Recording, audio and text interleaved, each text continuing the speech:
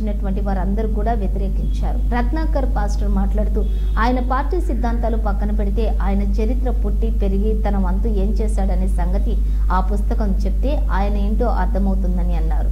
ఈ రోజు ఇద్దరు సీఎం క్యాండిడేట్లను ఓడించి ఆయన నిలబడ్డాడు అంటే ఒక్క పుస్తకమైనా చెప్పాలి లేక ఒక్క మనిషి అయినా చెప్పాలి అన్నారు. అనంతరం Kamareddy municipal vice chairman person Indupriya మాట్లాడుతూ ఎమ్మెల్యే గెలిచారు, ఇద్దరు సీఎంలను ఓడించారని చెప్పారు. రేవంత్ రెడ్డి ఇప్పటికీ సీఎం కాలేడు, అప్పటికీ ఒక్కరే సీఎం ఉండే అటు విషయాన్ని మర్చిపోయారు. రేవంత్ రెడ్డి సీఎం అయిన తర్వాత కాంగ్రెస్ పార్టీ తెలంగాణ రాష్ట్ర ప్రభుత్వం క్రిస్మస్ సెలబ్రేషన్స్ ఈ రోజు కామారెడ్డిలో నిర్వహించడం జరుగుతుందని తెలియజేశారు.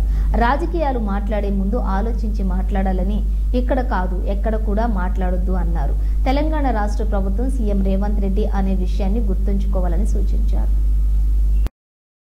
మీరు అన్యంతంగా భావించకుండా మరి ఇక్కడ రాజకీయాలు మాట్లాడొద్దని తెలియజేస్తూ ఇక్కడే కాదు ఎక్కడ కూడా మాట్లాడకండి. ఎందుకంటే మనము ఈ రోజు గవర్నమెంట్ సీఎం గారు ఎవరంటే రేవంత్ రెడ్డి అన్న. ఎందుకంటే ఆయన సీఎం అప్పటికి కాలేదు, ఇప్పుడు సీఎం అయినారు. అది మీరు గుర్తుపెట్టుకోండి. నేను మా ఎమ్మెల్యే గారికి కూడా నేను రెస్పెక్ట్ ఇస్తా, లోకల్ ఎమ్మెల్యే తప్పు పడట్లేదు.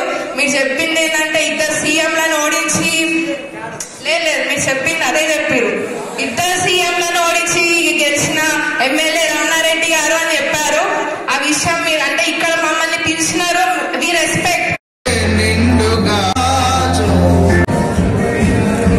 గమనించండి, ముగింపు ప్రార్థన అవ్వలేదు. ఇంకా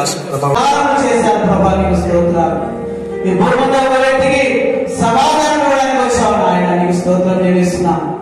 నశించిన దేవుడు ప్రభానికి స్తోత్రం తండ్రి. ఇటువంటి గొప్ప